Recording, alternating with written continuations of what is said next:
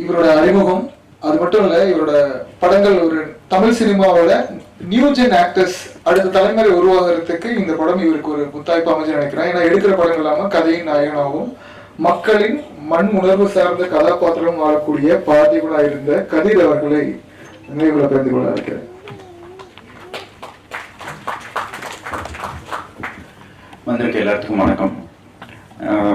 நான் சொன்ன மாதிரி அந்த ஏவி தான் அது ஒரு ஒரு அந்த மெமரியை ட்ரிகர் பண்ண ஒரு விஷயமா இருக்கு. எனக்கு வந்து இங்கே எல்லாத்துக்குமே சினிமாவை பற்றின நாலேஜும் அறிவும் அந்த கதை எப்படி வரப்போகுது அப்படிங்கிற எல்லாமே எனக்கு அவங்களுக்கு தெரியும். பட் ஆனால் எந்த இதுவுமே எனக்கு தெரியாது. ஃபர்ஸ்ட் விக்ரம் சார் இது வரைக்கும் எனக்கு சொல்லப்போனால் படம் பார்க்குறப்ப தான் இதோட கதையே எனக்கு தெரியும். மற்றபடி அதுக்கு முன்னாடி ஒரு புக் ஒன்று கொடுத்தாரு. அது என்ன புக்குன்னு கூட தெரியல. ஜென்ரலாக நம்மளுக்கு புக்குனாலே கொஞ்சம் ரொம்பவே ஃபிசிக்ஸ் புக்கு கெமிஸ்ட்ரி எல்லாம் சைக்கிள் வச்சோடனே படுத்து தூங்கிடலாம் அந்த மாதிரி ஆள் நான். ஸோ இது வரைக்கும் அந்த புக்கு படிக்கவும் இல்லை. அட்லீஸ்ட் நீங்கள் எழுதுன புக்கு கண்டிப்பாக படிக்கணும்னு ஆசைப்படுறேன். மதையானை கூட்டம் பொறுத்த வரைக்கும் ஃபஸ்ட்டு சரி நடிக்க போகிறோம் அப்படின்னோடனே நம்ம டிவியில் பார்த்து நடித்த ஆக்டர்ஸ் இதெல்லாம் நல்ல கலராக சூப்பராக கமல் சார் மாதிரி இருப்பாங்க அப்படின்னு சொல்லிட்டு எங்கள் அம்மா நீ வேறு எதுன்னு போகிற ஒரு தடவை ஃபேஷியல் பண்ணிட்டு போ அப்படின்னு சொல்லி எங்கள் அம்மா ஃபேஷியல்லாம் பண்ணிட்டுதுன்னு ஃபஸ்ட்டு பார்த்தோன்னே ரொம்ப நேரமாக பார்த்துக்கிட்டே இருந்தார். பார்த்துட்டு தாடி எவ்வளோ வளரும் அப்படின்னு கேட்டார். தெரியல சார், நான் ஒரு நாளைக்கு மேலே வளர்ந்துச்சுன்னா ட்ரிம் பண்ணிடுவேன், இல்லை அன்னைக்கு கரண்ட் வேலை செய்யலை அப்படின்னா காலேஜுக்கு போகிறத விட்டுருவேன். ஸோ அதனால ட்ரிம் பண்ணாமல் இது வரைக்கும் போனதே இல்லை அப்படின்னு. இன்னிலிருந்து ட்ரிம்மே பண்ணாதீங்க. சரி ஓகே. நானும் ட்ரிம் பண்ணாமல் இருந்துச்சு. நான் ஃபைனல் இயர் காலேஜ் படிச்சுட்டு இருக்கேன். ட்ரிம் பண்ணல, உடம்பு இழைக்கணும்ட்டாங்க. இந்த இதெல்லாம் எதுன்னு பார்த்துட்டு என் காலேஜில் என்னென்னு முடிவு பண்ணிட்டாங்கன்னா பையனுக்கு இது ஒரு பெரிய வியாதி, குணமே படுத்த முடியாதாட்டு இருக்கு அப்படின்னு சொல்லிட்டு நானும் ஒரு 6 months காலேஜ் டைமில் ஷூட்டிங் இருக்குது, அதனால் லீவ் போட்டுட்டு போகல. அவங்களும் பையன் வந்து பிழைக்க மாட்டானாட்டு இருக்கு அப்படிங்கிற ஒரு செய்தியில் ஹாஸ்பிட்டல்லாம் இருப்பானாட்டு இருக்கு, அதனால உனக்கு ப்ராக்சி போட்டாச்சும் பாஸ் பண்ணி விட்டு வந்து பாஸ் பண்ணது தான் அந்த டிகிரி. ஸோ மதையானை கூட்டம் நான் பயங்கரமாக ஆசைப்பட்டு சினிமாவில் இது பண்ணணும் அப்படிங்கிற ஒரு ஆசையில் நான் சினிமாக்குள்ளே ஜெனுவனாகவே வரல. பட் ஆனால் எந்த இடத்துல எங்கே இருந்தோம்னாலும் அதை பண்ணுற விஷயத்தில் 100% உழைப்பு போடணுங்கிற எண்ணமும் ஆர்வமும் எனக்கு இருக்குது. இன்னைக்கு பண்ணுற எல்லா படங்களும் ரொம்ப நேசித்து ரொம்ப ஆரோக்கியமாகவும் இருக்கணும்னு நினச்சி பண்ணுற படம். அண்ட் மதையானை கூட்டம் கல்ச்சர் இல்லை, நான் ஃபஸ்ட்டு தடவை மதுரை போனதும் மதையானை கூட்டமோட ஷூட்டிங்க்கு தான். ஸோ மதையானை கூட்டம் பொறுத்த வரைக்கும் எனக்கு எல்லாமே புதுசு. அதுக்கப்புறம் ஃபஸ்ட்டு ஒரு 7 days வந்து மொட்டை மாடியில் தான் ஷூட் பண்ணாங்க. நான் இன்னும் மொட்டை மாடியிலேயே 7 நாளாக எடுக்கிறாங்க என்ன.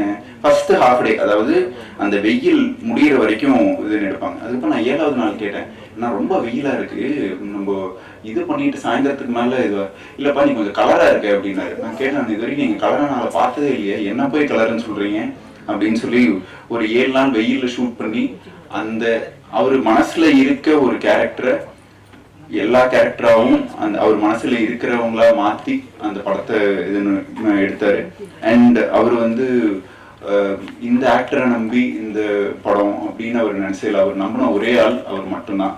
அண்ட் மேம் சொன்ன மாதிரி நாங்கள் எப்படி இருந்தாலும் ஒரு மாதத்தில் ஒரு தடவை இதுன்னு பேசுவோம். ஒவ்வொரு தடவையும் ரொம்ப வருத்தப்படுவார். என்னன்னா அவருக்கு அந்த படத்து மேலே அந்த படம் என்னவா வந்திருக்கு, அந்த படத்துக்குள்ள இருக்க இன்டெப்தான விஷயங்கள் அவர் என்னென்ன நினைச்சு பண்ணினாரு அப்படிங்கிறது அவர் ரொம்ப ஸ்ட்ராங்காகவும் உறுதியாகவும் நம்பினாரு.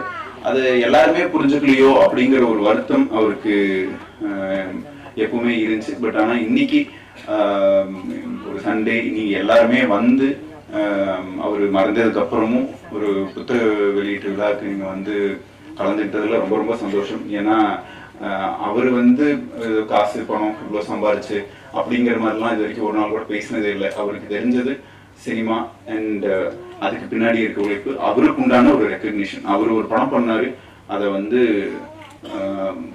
ஷூட்லேயும் அப்படிதான் எப்பவுமே அந்த படம் அந்த ஷார்ட் நீங்கள் அதை தவிர வேற நல்லா ஒரு டோட்டல் ஒரு நாள் ஃபுல்லாக சாப்பிடாம டீ மட்டுமே குடிச்சிட்டு ஷூட் பண்ணியெல்லாம் பார்த்துருக்கேன். அதுக்கப்புறம் அடுத்த நாள் நம்ம சண்டை போடணும். ஏன்னா நான் சொன்னேன், நீங்கள் அட்லீஸ்ட் வந்து இந்த ஒரு ஸ்கெடியூல் முடிகிற வரைக்குமாச்சும் இருக்கணும்னா ஒரு நாள் ஃபுல்லாக அது டென்ஷன் ஆகிட்டாருன்னா அதுக்கப்புறம் அதுலேயே ஸ்டிக் ஆன் ஆயிடுவார். அந்த ஷார்ட்டும் அந்த இதுவும் வர்றதுக்கு அவ்வளோ உழைப்பு. அண்ட் மதையானை கூட்டம் அப்படின்னு ஒரு டைட்டில்னு சொன்னேன். நான் எங்கள் மாமாட்ட போய் சொல்கிறேன், நான் மதையானை கூட்டம்னு ஒரு டைட்டில் அப்படின்னு. மதம் குறிச்சியான கூட்டமாக வராது அப்படின்னு என்கிட்ட இருந்தார். அன்றைக்கி தான் கடைசி அவருக்கு வந்து நான் படம் பண்ணுறது ஒரு டைட்டில் சொல்கிறதுன்னு இருந்தது. ஆனால் அப்படி ஒரு மதம் முடிச்ச யான கூட்டமாக வந்தால், ஒரே ஆளாக வந்தால் என்னவா இருக்குமோ அதுதான் விக்ரம்னா. அண்ட் அவர் என்னை விட எங்கள் அப்பாவுக்கு இன்னும் நல்ல க்ளோஸு. எங்கள் வீட்டில் எங்கள் ஃபேமிலியில் இருக்கிற மாதிரி. அண்ட் இன்னைக்கு சினிமாவில் நான் இருக்கேன், இல்லை சினிமாவில் படம் பண்ணுறதுக்கு எல்லா காரணமும் அவர் தான். மறுபடியும் ஒரு படம் பண்ணணும், நிறைய பேசணும், அது நடக்காததும் ஒரு பெரிய வருத்தம். அண்ட் விக்ரம்னா is always close to my heart. And இந்த ஏவி பார்க்குறப்போ நிறைய மெமரிஸ். கலைனாவோட எனக்கு வந்து ஒரு 3 அண்ணா மாதிரி இருப்பாங்க. இப்போ இன்னிலிருந்து இவர் தான் அவங்க அண்ணா அப்படின்னு சொல்லி ஒரு 4 நாள் இதுன்றோம். அந்த 4வது நாளைக்கு அப்புறமேல அந்த அண்ணா இருக்க மாட்டாங்க. அப்படி கடைசியாக வந்த அண்ணா தான் கலைனா. அண்ட் நானும் பார்த்துருக்கேன், நைட்டு இந்த பஸ் ஸ்டாண்டுக்கு நடுவில் தலைவனை வச்சு செய்ன்னு செய்வார். நம்மளுக்கு அப்பப்போ நம்ம இன்னைக்கு தப்பிச்சிட்டங்கிற ஒரு சந்தோஷம் இருக்கும். அண்ட் இருக்கு, நானும் யோசிக்கிறேன், நிறைய மெமரிஸ் டு ஷேர். அண்ட் அவர் இருக்கிறப்போ இந்த ரெக்கக்னிஷனும் இந்த இதுவும் நடந்துருந்துச்சுன்னா ரொம்ப ரொம்ப சந்தோஷப்பட்டிருப்பாரு. அதுதான் நான் இன்னைக்கு நான் ரொம்ப மிஸ் பண்ணுறதோட இது. And thank you. இருந்தாலும் அவர் ஆத்மா சாந்தி இருக்கிறது ரொம்ப வேண்டிக்கிறேன். அண்ட் எல்லாத்துக்கும் நன்றி. தேங்க்யூ.